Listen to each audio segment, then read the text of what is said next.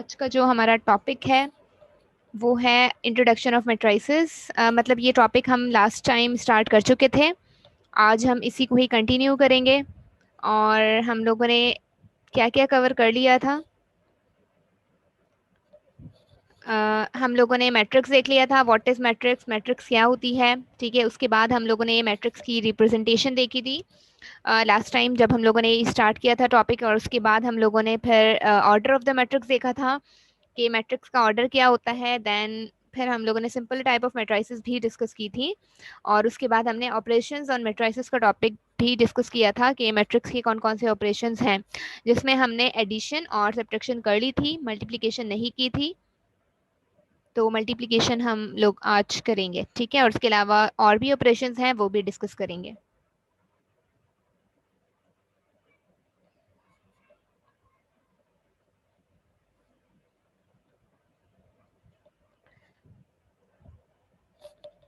ठीक है, यहाँ तक हम लोगों ने कर लिया था। अब हम यहाँ से स्टार्ट करेंगे। अच्छा, मल्टीप्लिकेशन में सबसे पहले तो हम डिस्कस करेंगे scalar multiplication of a matrix. Scalar multiplication of a matrix क्या है। यहाँ पर ये जो वर्ड स्केलर है ये क्या हमें रिप्रेजेंट कर रहा है, ये हमें रिप्रेजेंट कर रहा है किसी भी नंबर को। इट इज एनी नंबर, ठीक है। यहाँ पर ये वर्ड स्केलर हमें रिप्रेजेंट कर रहा है कि कोई भी नंबर हो सकता है। आप किसी भी नंबर को हमें मल्टीप्लाई करना है मैट्रिक्स से, मतलब किसी भी नंबर को, नॉन जीरो नंबर को हम किसी मैट्रिक्स से मल्टीप्लाई करें तो उसे हम कहते हैं scalar multiplication of a matrix. अब हम वो किस तरीके से किसी भी नंबर को किसी मैट्रिक्स से मल्टीप्लाई करते हैं, क्या तरीका है, वो हम देख लेते हैं। इफ के इज एनी स्केलर, के कोई भी स्केलर है फॉर एग्जाम्पल, ठीक है। और then each element of a matrix is multiplied by that scalar.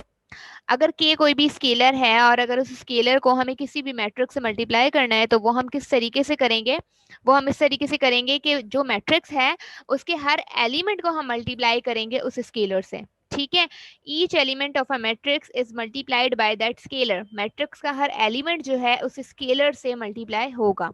तो ये क्या है, scalar multiplication of a matrix है। फॉर एग्जाम्पल ए हमारे पास एक मैट्रिक्स है जो कि हमें गिवन है। अब हमने क्या करना है, फाइंड करना है 2a। अब यहाँ पर a आपको क्या रिप्रेजेंट कर रहा है, a is representing any matrix. ये a कोई भी मैट्रिक्स है और ये जो 2 है ये हमें रिप्रेजेंट कर रहा है स्केलर को, मतलब ये कोई भी नॉन जीरो नंबर है। अब हमने किसी नंबर को, मतलब किसी स्केलर को किसी मैट्रिक्स के साथ मल्टीप्लाई करना है तो वो हम किस तरीके से करेंगे, देखें यहाँ पर हम लोग एक मैट्रिक्स लिख लेते हैं जो कि हमें गिवन है, वही सेम मैट्रिक्स हम लिख लेते हैं।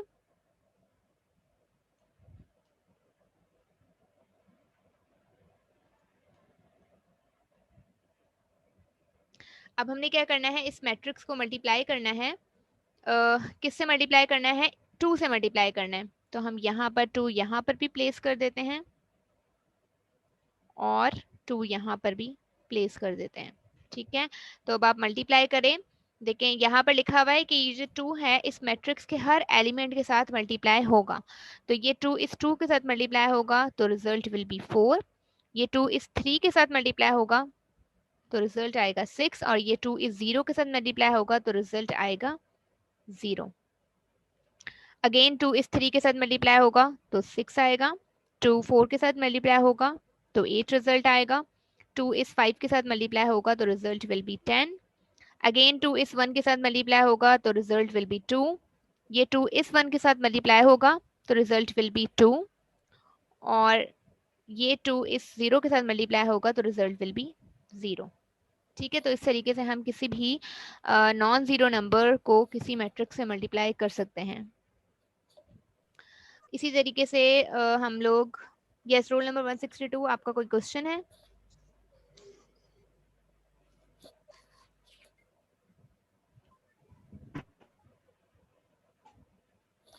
चले जी, अब हमने क्या करना है, सेकंड क्वेश्चन है -1/3a। मतलब हमने क्या करना है, -1/3 को a के साथ मल्टीप्लाई करना है। तो वो हम किस तरीके से करेंगे, अगेन हम a मैट्रिक्स लिखते हैं यहाँ पर। अब हमने a मैट्रिक्स वही सेम लिखेंगे जो कि हमें गिवन है क्वेश्चन में, 2 3 0 3 4 5 1 1 0। ठीक है, ये मैट्रिक्स है। हमने क्या करना है, इस मैट्रिक्स को मल्टीप्लाई करना है -1/3 से। तो -1/3 हम यहाँ पर भी लिख लेते हैं और -1/3 हम यहाँ पर भी लिख लेते हैं।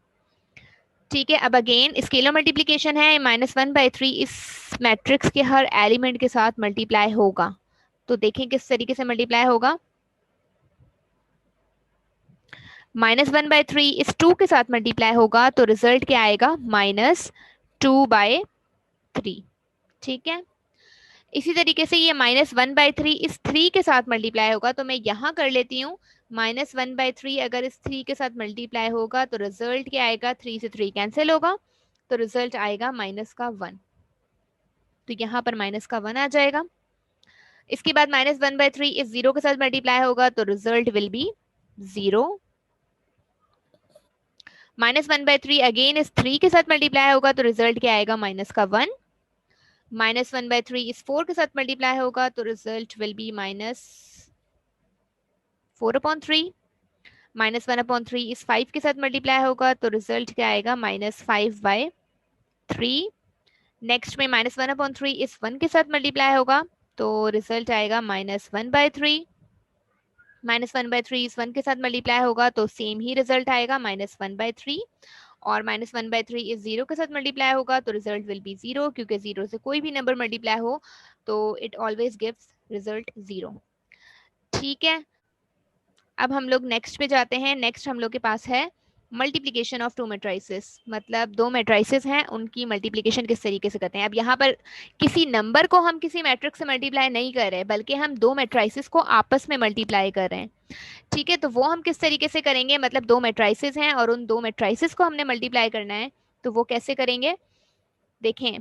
सबसे पहले तो अगेन हम चेक करेंगे कि 2 मैट्रिसेस की मल्टीप्लिकेशन पॉसिबल है या नहीं। मल्टीप्लिकेशन किस तरीके से करते हैं वो तो हम बाद में देखेंगे, लेकिन पहले हमें चेक करना है कि 2 मैट्रिसेस की मल्टीप्लिकेशन पॉसिबल है या नहीं। तो उसके लिए हम क्या करेंगे, उसके लिए कंडीशन यहाँ लिखी हुई है, हम वो पढ़ लेते हैं। Multiplication of 2 matrices is possible when number of columns of first matrix is equal to the number of rows of second matrix। मतलब 2 matrices हैं, उन 2 matrices की multiplication possible कब होगी, जब first matrix के number of columns और second matrix के number of rows जो हैं वो बराबर हों। पहली मैट्रिक्स के कॉलम्स और सेकंड मैट्रिक्स के रोज अगर बराबर होंगे, ठीक है, तो ही हम उन 2 मैट्रिसेस की मल्टीप्लिकेशन कर सकते हैं। फॉर एग्जाम्पल, यहाँ पर आपके पास एक मैट्रिक्स दी हुई है ए मैट्रिक्स, यहाँ पर आपको दी हुई है बी मैट्रिक्स। आपने कंप्यूट करना है ए बी, मतलब ए को बी के साथ मल्टीप्लाई करना है। तो आप ए को बी के साथ मल्टीप्लाई तो आप बाद में करेंगे, पहले आप चेक करेंगे कि इन दोनों की मल्टीप्लिकेशन पॉसिबल भी है या नहीं। तो मल्टीप्लिकेशन पॉसिबल है या नहीं वो आप किस तरीके से चेक करेंगे कि पहली मैट्रिक्स जो है उसके कॉलम्स बराबर होने चाहिए सेकंड मैट्रिक्स के रोज के। ठीक है, तो यहाँ पर आप देखें ए मैट्रिक्स में कितने कॉलम है, एक कॉलम दूसरा कॉलम, मतलब 2 कॉलम्स हैं। तो पहली मैट्रिक्स के जो कॉलम्स हैं वो 2 हो गए। सेकंड मैट्रिक्स में जो रोज हैं वो फर्स्ट रो और ये सेकंड रो, तो मतलब 2 रोज हो गई। तो इसमें रोज कितनी हो गई, 2। अब देखिए फर्स्ट मैट्रिक्स के कॉलम्स भी 2 हैं और सेकंड मैट्रिक्स की रोज भी 2 हैं, मतलब ये वाली कंडीशन जो हमें ऊपर दी हुई है ये सेटिस्फाई हो गई कि फर्स्ट मैट्रिक्स के कॉलम्स बराबर होने चाहिए सेकंड मैट्रिक्स की रोज के। तो अगर ये कंडीशन सेटिस्फाई हो जाती है तो हम मल्टीप्लिकेशन करते हैं। एक और मैं आपको एग्जांपल देती हूँ कि मल्टीप्लिकेशन पॉसिबल है या नहीं। हम किस तरीके से देख सकते हैं, हम यहाँ पर एक सी मैट्रिक्स लेते हैं, 1 2 3 4 5 और 6। अब यहाँ पर सी मैट्रिक्स ये है और डी मैट्रिक्स है 1 2 एंड 3।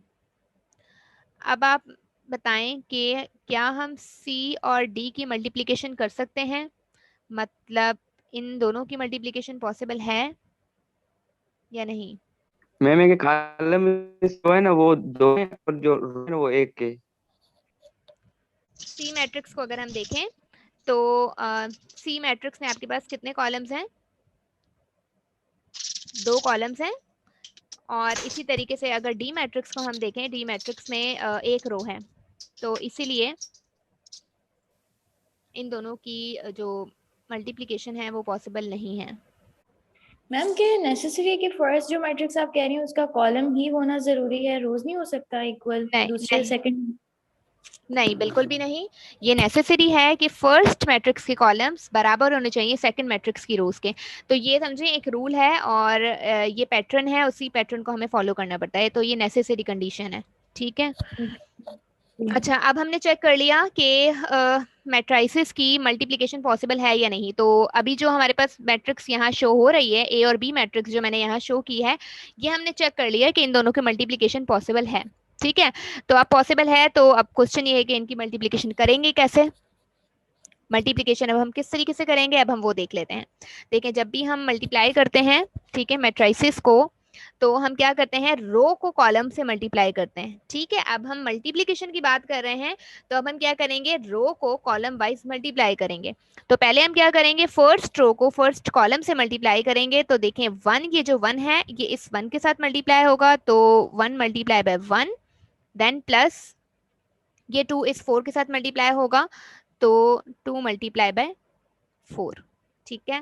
उसके बाद ये फर्स्ट रो है, फर्स्ट कॉलम से हमने मल्टीप्लाई कर ली। अब हम इसी फर्स्ट रो को इस सेकंड कॉलम के साथ मल्टीप्लाई करेंगे। तो अब देखें, ये फर्स्ट रो है, इस सेकंड कॉलम के साथ मल्टीप्लाई होगी, तो ये वन इस टू के साथ मल्टीप्लाई हुआ, प्लस की साइन बीच में आएगी, ये टू इस फाइव के साथ मल्टीप्लाई होगा, तो two multiply by five. Again first row third column से मल्टीप्लाई होगी। ठीक है। तो वन इस थ्री के साथ मल्टीप्लाई होगा, प्लस ये टू इस सिक्स के साथ मल्टीप्लाई होगा। ठीक है। हमने क्या किया है, फर्स्ट रो को पहले फर्स्ट कॉलम से मल्टीप्लाई किया, वो हमने यहाँ लिखा। फर्स्ट रो को सेकंड कॉलम से मल्टीप्लाई किया, तो वो हमने यहाँ लिखा। और फर्स्ट रो को हमने थर्ड रो से मल्टीप्लाई, थर्ड कॉलम से मल्टीप्लाई किया, तो वो हमने यहाँ लिख दिया। ठीक है। यानी कि हमने रो को कॉलम से मल्टीप्लाई कर लिया। अब हम क्या करेंगे, रो को स्विच करेंगे। अब हम रो सेकंड पे आएंगे। ठीक है। अब हम क्या करेंगे, सेकंड रो को फर्स्ट कॉलम से मल्टीप्लाई करेंगे। तो यहाँ पर थ्री मल्टीप्लाई होगा वन से। ठीक है। ये जो थ्री है ये इस वन से मल्टीप्लाई होगा, देन ये जो फोर है ये इस फोर से मल्टीप्लाई होगा, लेकिन बीच में प्लस की साइन आएगी। ठीक है। उसके बाद हम लोग इस रो को इस कॉलम से मल्टीप्लाई करेंगे। ठीक है। तो थ्री को हम टू से, मतलब सेकंड रो को अब हम सेकंड कॉलम से मल्टीप्लाई करेंगे। तो थ्री को हम टू से मल्टीप्लाई करेंगे, प्लस फोर को हम इस फाइव से मल्टीप्लाई करेंगे, तो फोर मल्टीप्लाई बाय फाइव। ठीक है। सेम एज इट इज अब हम क्या करेंगे, सेकंड रो को थर्ड कॉलम से मल्टीप्लाई करेंगे। तो थ्री को हम इस थ्री के साथ मल्टीप्लाई करेंगे, प्लस इस फोर को हम इस सिक्स के साथ मल्टीप्लाई करेंगे। ठीक है। हो गया। हमने क्या किया, जस्ट हमने पहले फर्स्ट रो को फर्स्ट कॉलम से किया, देन सेकंड कॉलम से किया, देन थर्ड कॉलम से किया, वो हमने फर्स्ट रो में तीनों लिख दिया। फिर हमने क्या किया, सेकंड रो को फर्स्ट कॉलम से किया, सेकंड कॉलम से किया, और थर्ड कॉलम से किया, वो हमने सेकंड रो में प्लेस कर दिया। हो गया। देन अब हम इसको सिंप्लीफाई करेंगे। सिंप्लीफाई किस तरीके से करेंगे, यहाँ पर हम प्लस नहीं करेंगे, पहले पहले हम मल्टीप्लाई करेंगे, क्योंकि अकॉर्डिंग टू बॉडमास रूल हम सब पहले मल्टीप्लाई करते हैं, देन हम एडिशन करते हैं।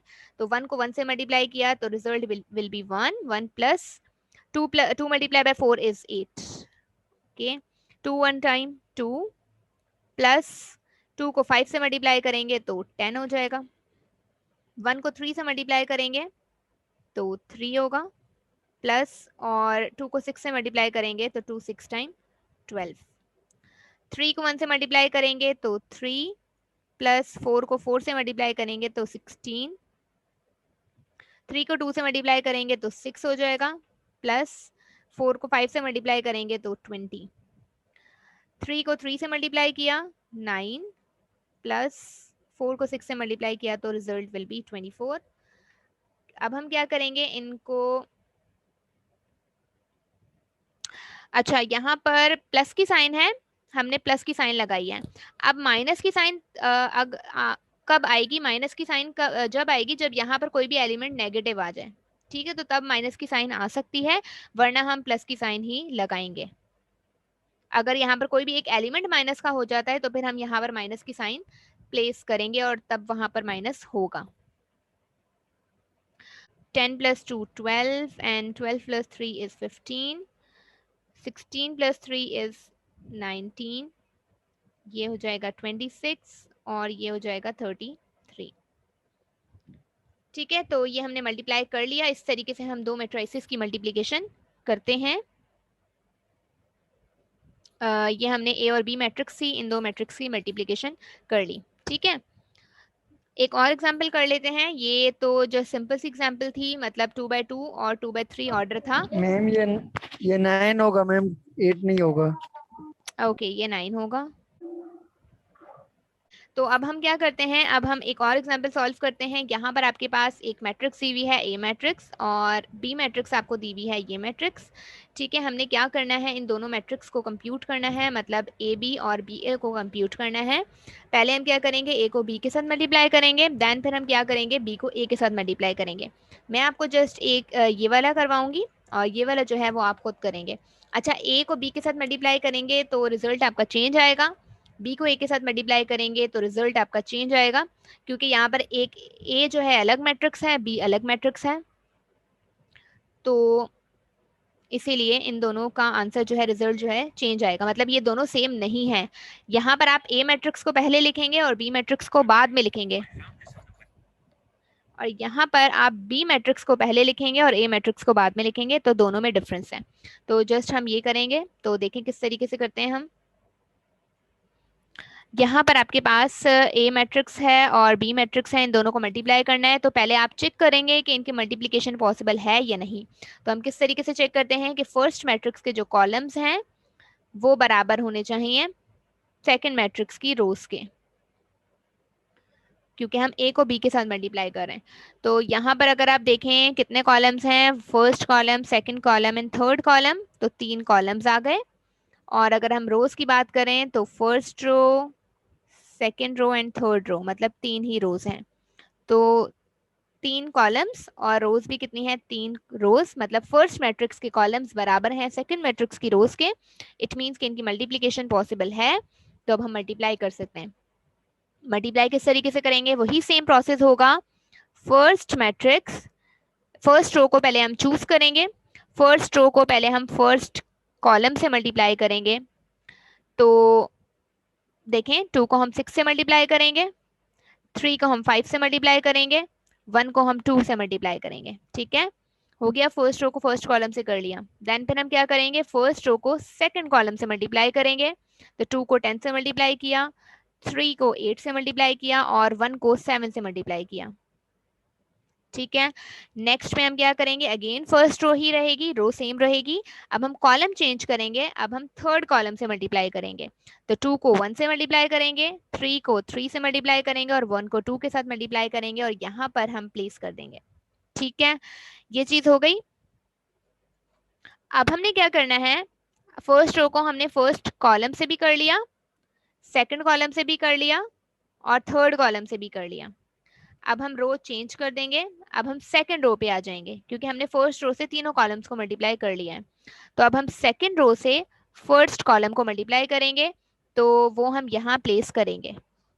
मतलब पहले 5 को 6 से मल्टीप्लाई किया, प्लस आया, 7 को 5 से मल्टीप्लाई किया, प्लस की साइन आई, 2 को 2 से मल्टीप्लाई किया, प्लस की साइन नहीं आएगी, खैर यहाँ तक हो जाएगा। उसके बाद सेकंड रो को अगेन अब हम सेकंड कॉलम से करेंगे। 5 को 10 से मल्टीप्लाई किया, 7 को 8 से मल्टीप्लाई किया और 2 को 7 से मल्टीप्लाई किया, तो वो हमने यहाँ प्लेस कर दिया। नेक्स्ट में अब हम सेकंड रो को थर्ड कॉलम से मल्टीप्लाई करेंगे।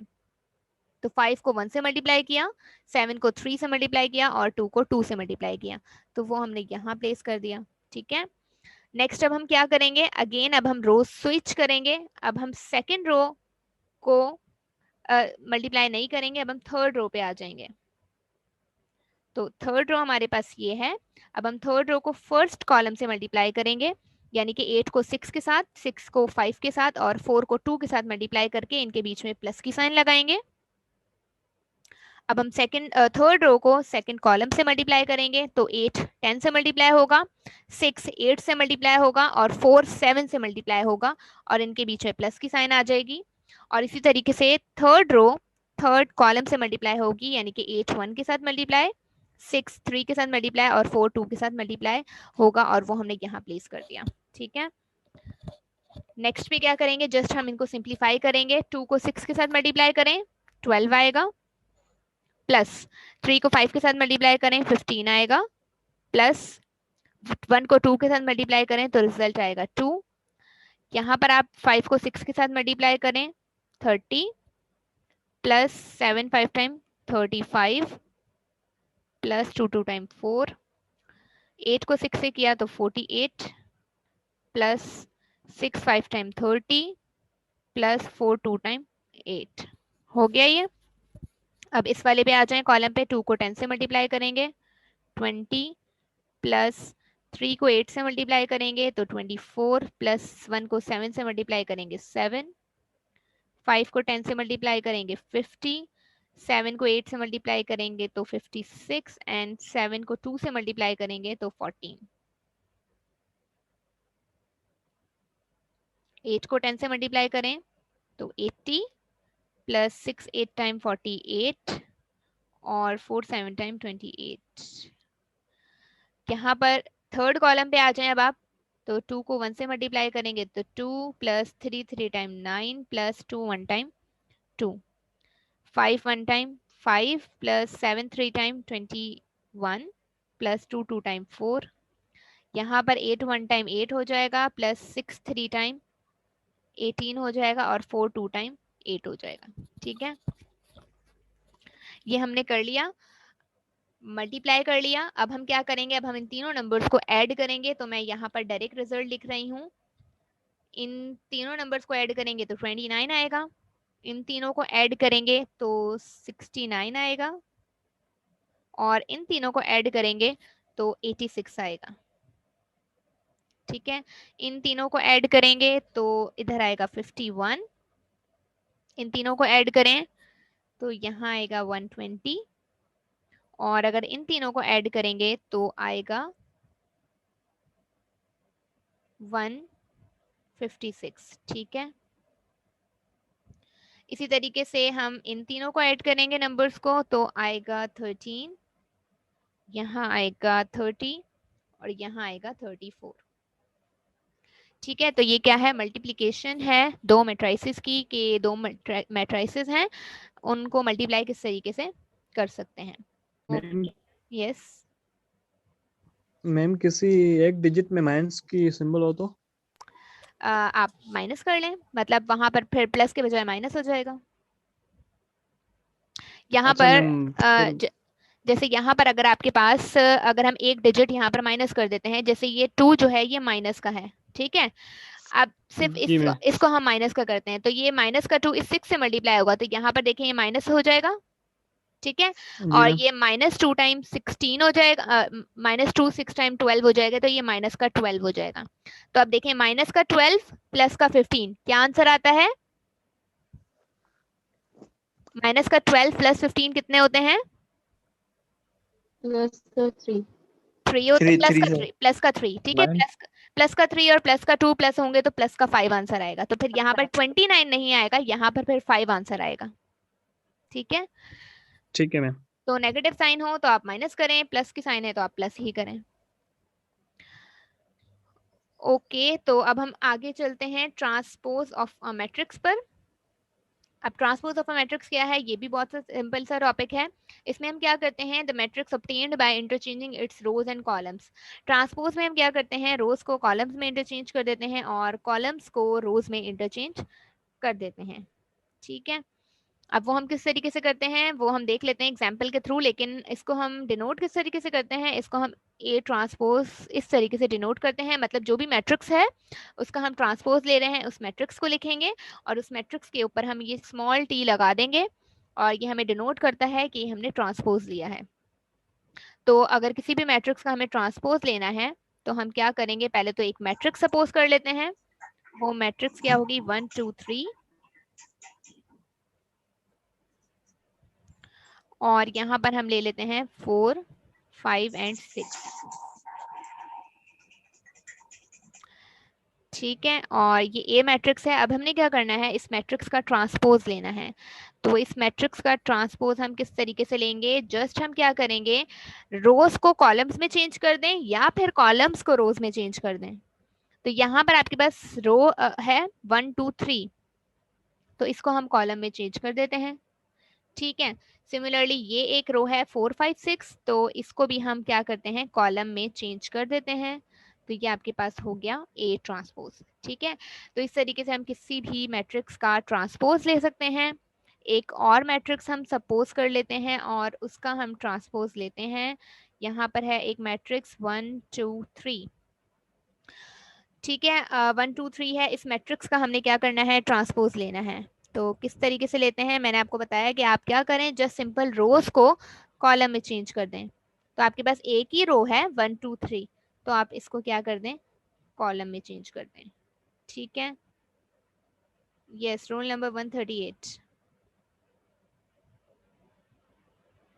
आपने हैंड रेज किया है, पूछें। मैडम, ट्रांसपोज ऑफ मैट्रिक्स में जो ऑर्डर है वो भी चेंज हो जाएगा? बिल्कुल, ऑर्डर चेंज हो जाता है। मतलब अगर एक मैट्रिक्स है, इस मैट्रिक्स है, ए मैट्रिक्स है, ठीक है, इसका ऑर्डर क्या है, इसका ऑर्डर है 2/3, तो इसका ऑर्डर भी क्या हो जाता है, ऑल्टरनेट हो जाता है। तो इसका ऑर्डर बन जाएगा 3/2। अब आप देख सकते हैं, मतलब 2/3 है तो इसका ऑर्डर हो जाएगा 3/2, मतलब इसमें 3 रोज बन गई और 2 कॉलम्स बन गए। ठीक है, अगर ये मैट्रिक्स है बी मैट्रिक्स, इसका ऑर्डर क्या है, इसका ऑर्डर है 1 रो है और 3 कॉलम्स हैं, तो इसका ऑर्डर है 1/3। तो इसका ऑर्डर क्या बन जाएगा, इसका बन जाएगा 3/1, मतलब ऑल्टरनेट हो जाएगा, 3 रोज बन गई और 1 कॉलम बन गया। ठीक है, तो इसमें ऑर्डर चेंज हो जाता है ट्रांसपोज में। अच्छा, एक और मैट्रिक्स ले लेते हैं, सी मैट्रिक्स। हम ले लेते हैं 1 2 3। ठीक है, और इसका अगर हम ट्रांसपोज लेते हैं तो इसका ट्रांसपोज क्या आएगा, हम क्या करते हैं, हम ट्रांसपोज में रोज को कॉलम में चेंज कर देते हैं।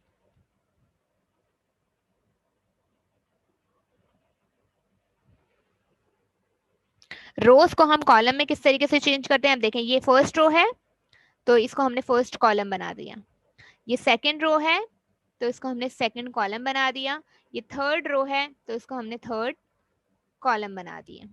तो ये बन गया ट्रांसपोज। ठीक है, अब इसमें भी देखें, इसका ऑर्डर क्या है, इसमें 3 रोज हैं और 1 कॉलम है। ठीक है ना, तो अब इसमें ऑर्डर क्या बन गया, इसका 1/3 ऑर्डर बन गया, मतलब इसमें अब क्या है, 1 रो बन गई और 3 कॉलम बन गए, तो इसमें भी ऑर्डर ऑल्टरनेट हो गया। लास्ट एग्जांपल सॉल्व कर लेते हैं इसी की, ट्रांसपोज की, डी मैट्रिक्स लेते हैं 1 2 3 एंड 4। अब हमने क्या करना है, इस मैट्रिक्स का भी ट्रांसपोज लेना है। इस मैट्रिक्स का ट्रांसपोज लेंगे तो मैंने आपको बताया कि रोज को कॉलम में चेंज कर देते हैं। ये फर्स्ट रो है 1 और 2, तो इसको हमने फर्स्ट कॉलम बना दिया। सेकंड रो है 3 और 4, तो इसको हमने बना दिया सेकंड कॉलम। अच्छा, इसमें एक ऑर्डर क्या है आपके पास, 2/2 है ना, तो इसमें तो 2/2 है तो इसका भी ऑर्डर सेम ही रहेगा। ठीक है, 2/2, क्योंकि इसमें दोनों नंबर्स जो हैं वो सेम हैं। तो जस्ट हम क्या करते हैं, ट्रांसपोज में रोज को कॉलम्स में चेंज कर देते हैं। साइन चेंज नहीं होगी, साइन जो है वो ही रहेगी। अगर यहाँ पर -1 है तो यहाँ पर इसके ट्रांसपोज में भी ये -1 रहेगा। अगर यहाँ पर -2 है तो यहाँ पर इसके ट्रांसपोज में भी -2 ही रहेगा। अगर ये -4 है तो इसके ट्रांसपोज में भी ये -4 ही रहेगा।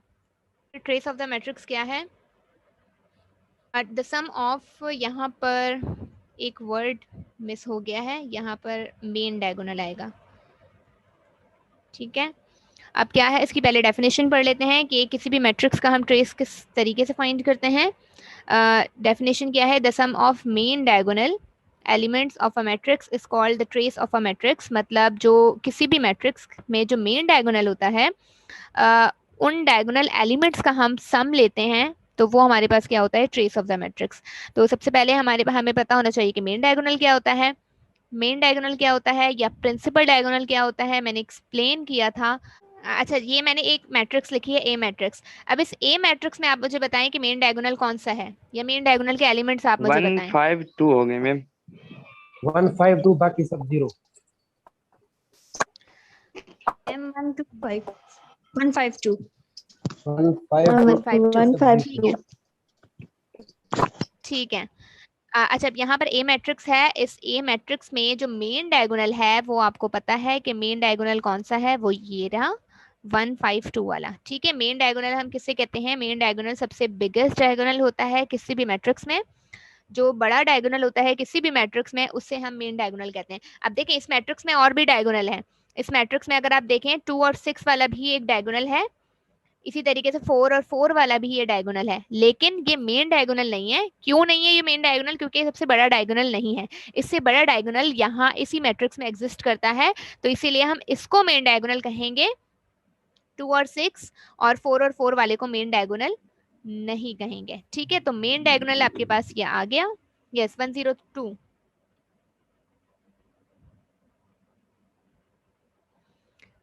मेन डायगोनल हमारे पास ये आ गया है। अब हम क्या करेंगे, इन डायगोनल्स का अगर हम सम ले लें तो वो हमारे पास क्या होता है, ट्रेस ऑफ अ मैट्रिक्स होता है। अब हमने क्या करना है, ए मैट्रिक्स का ट्रेस फाइंड करना है। तो ट्रेस ऑफ ए मैट्रिक्स है। अगर हमें कहा जाए कि फाइंड इट्स ट्रेस, मतलब अगर क्वेश्चन आ जाए कि फाइंड इट्स ट्रेस, तो वो हम किस तरीके से फाइंड करेंगे। देखें, ट्रेस ऑफ ए, जस्ट हम क्या करेंगे, डायगोनल एलिमेंट्स का सम ले लेंगे। ये मेन डायगोनल है, इन मेन डायगोनल के एलिमेंट्स जितने भी हैं उनका सम ले लें। सम लेंगे तो क्या आएगा, 8 आएगा। तो यहाँ पर ये जो 8 है ये क्या रिप्रेजेंट कर रहा है, ट्रेस ऑफ अ मैट्रिक्स को रिप्रेजेंट कर रहा है। ठीक है, तो इस तरीके से हम मैट्रिक्स का ट्रेस लेते हैं। यस, 165। मैम आपने पिछले लेक्चर में बताया कि प्रिंसिपल डायगोनल में जैसे कि आपने ये ऑर्डर लिखी 1 2 3 4 5 6 0 4 2, तो 152 ये हो गई प्रिंसिपल डायगोनल, बाकी सब 0 हो जाते हैं। लेकिन यहाँ तो डिजिट्स दिए हुए हैं जैसे 2 3 4, उसमें कोई प्रॉब्लम नहीं। ठीक है, मैं बताती हूँ आपको।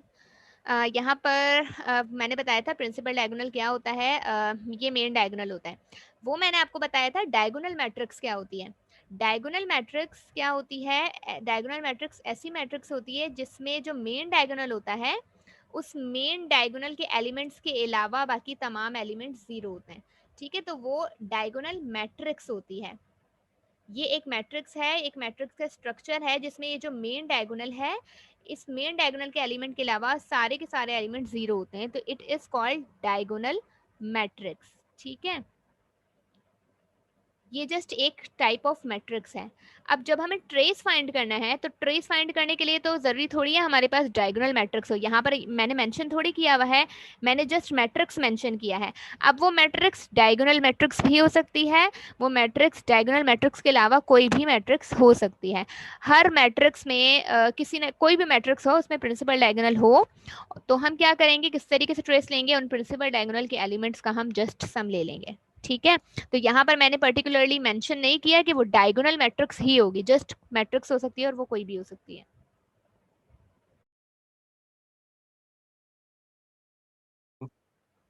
थ्री फाइव ऑफ जीरो, अच्छा ये 3 5 ऑफ 0 ये मेन डायगोनल नहीं है। This is called also diagonal but it is not main diagonal.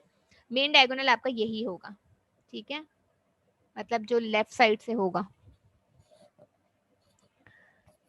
अच्छा, अब आपके पास यहाँ पर बी मैट्रिक्स है। ठीक है, अब आप मुझे बताएं कि बी मैट्रिक्स का ट्रेस क्या होगा। मैंने आपको बताया कि जो मेन डायगोनल है, यानी कि जो बिगेस्ट डायगोनल है, जो सबसे बड़ा डायगोनल है, उन डायगोनल एलिमेंट्स का जो सम होता है वो ट्रेस ऑफ द मैट्रिक्स होता है। अब यहाँ पर अगर आप देखें, यहाँ पर आपको एक भी मेन डायगोनल नहीं शो हो रहा, मतलब कोई भी बड़ा डायगोनल शो नहीं हो रहा, क्योंकि यहाँ पर आपके पास सारे स्मॉल डायगोनल्स हैं। एक ये डायगोनल है, ठीक है, और एक ये डायगोनल है। तो ये अब इसमें 2 डायगोनल्स आ गए, मतलब यूनिक डायगोनल नहीं है। मेन डायगोनल वही होता है जो कि यूनिक होता है। ठीक है, प्रिंसिपल डायगोनल यूनिक डायगोनल होता है। अब यहाँ पर आपके पास डायगोनल्स यूनिक नहीं है, मतलब 2 डायगोनल्स हैं आपको यहाँ शो हो रहे हैं। तो इस टाइप की मैट्रिक्स जिसमें कोई यूनिक डायगोनल ना हो, कोई प्रिंसिपल डायगोनल ना हो, तो फिर हम उस टाइप की मैट्रिक्स का हम ट्रेस नहीं ले सकते। तो ट्रेस ऑफ बी हम कहेंगे कि it's trace is not possible. ठीक है, तो ऐसी मैट्रिक्स जिसमें प्रिंसिपल डायगोनल हो तो हम उन्हीं का ट्रेस ले सकते हैं। अच्छा, अब यहाँ पर एक और मैट्रिक्स लेते हैं। अब आप इसका सी ट्रेस बताएं। मैम सी वाली जो है वो यूनिट मैम यूनिट इसको हम डायगोनल मैट्रिक्स तो कहेंगे, लेकिन ये एक पर्टिकुलर टाइप ऑफ मैट्रिक्स है, इसका एक नेम है, और वो क्या है? वो यूनिट मैट्रिक्स। Unit matrix. और यूनिट मैट्रिक्स क्यों है? क्योंकि इसके जो प्रिंसिपल डायगोनल के जो एलिमेंट्स हैं, जो मेन डायगोनल में जो एलिमेंट्स हैं, वो क्या है? 1 है। तो इस टाइप की जो मैट्रिक्स होती हैं जिसमें मेन डायगोनल एलिमेंट्स 1 होते हैं, बाकी तमाम एलिमेंट 0 होते हैं, तो वो यूनिट मैट्रिक्स होती है। तो अब सी मैट्रिक्स का अगर आप ट्रेस लेंगे तो इसका ट्रेस क्या आएगा? मतलब इसका जो प्रिंसिपल डायगोनल है वो ये है, और इन प्रिंसिपल डायगोनल के एलिमेंट्स को अगर आप प्लस करेंगे तो वो क्या हो जाएगा? 3। तो ट्रेस ऑफ सी मैट्रिक्स क्या हो जाएगा? 3। ठीक है, तो इस तरीके से हम किसी भी मैट्रिक्स का ट्रेस ले सकते हैं। अच्छा, ये आपका जो है होमवर्क है, ये आप क्वेश्चन सॉल्व कीजिएगा। यहाँ पर आपके पास क्वेश्चन नंबर 1 में ए और बी मैट्रिक्स दी हुई हैं। आपने ए स्क्वायर को कैलकुलेट करना है। ए स्क्वायर का मतलब कि आपने ए को ए के साथ ही मल्टीप्लाई करना है, लेकिन मल्टीप्लिकेशन के लिए आप चेक कर लीजिएगा कि फर्स्ट मैट्रिक्स के कॉलम सेकंड मैट्रिक्स की रोज के बराबर होने चाहिए। अब यहाँ पर ए बी मैट्रिक्स है, मतलब आपने ए और बी को मल्टीप्लाई करना है। अगेन आप चेक कीजिएगा मल्टीप्लिकेशन पॉसिबल है या नहीं। अगर पॉसिबल हो तो मल्टीप्लाई कीजिएगा, नहीं हो तो नहीं कीजिएगा। अच्छा, अब जब आप ए और बी को मल्टीप्लाई कर लेंगे उसके बाद आप क्या करेंगे? इसका ट्रांसपोज लेंगे। मतलब पहले आप ए और बी को मल्टीप्लाई करेंगे, उसके बाद आप ट्रांसपोज लेंगे, क्योंकि यहाँ पर होल के ऊपर ट्रांसपोज लगा हुआ है। तो पहले आप ए और बी को मल्टीप्लाई करेंगे, आपके पास एक मैट्रिक्स बनेगी, और उस मैट्रिक्स का फिर आप क्या करेंगे? ट्रांसपोज ले लेंगे। ठीक है, इसी तरीके से आपके पास ये क्वेश्चन है, इसमें आप क्या करेंगे? पहले आप ए का ट्रांसपोज लेंगे, ठीक है, उसके बाद आप बी का ट्रांसपोज लेंगे, ठीक है, और फिर उन दोनों मैट्रिसेस को मल्टीप्लाई करेंगे और चेक करेंगे कि मल्टीप्लिकेशन इनकी हो सकती है या नहीं। अगर हो सकती हुई तो आप मल्टीप्लाई कर लीजिएगा। ठीक है, इसी तरीके से क्वेश्चन नंबर 2 में ए और बी मैट्रिसेस दी हुई हैं। आपने ए बी को मल्टीप्लाई करना है, ए सी को मल्टीप्लाई करना है, सी ए को मल्टीप्लाई करना है, ये बी सी है, और इसी तरीके से सी बी है।